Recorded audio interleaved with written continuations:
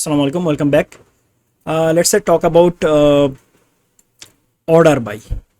So we can fetch the data in another way, and that is order by. So here you can see select all from students, okay, and here I can say order by the any column name. Let's say student name, okay.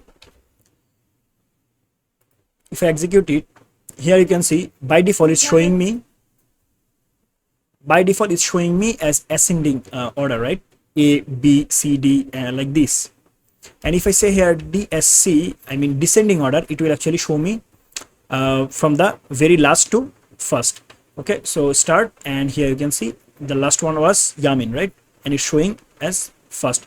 Why? Because we know after G, if I when I count down using the descending order, you can see the G will be first one, and then Y, and then X, and then like this to from A. Okay, when I say ascending ASC, it will show like this. So by default is ascending order.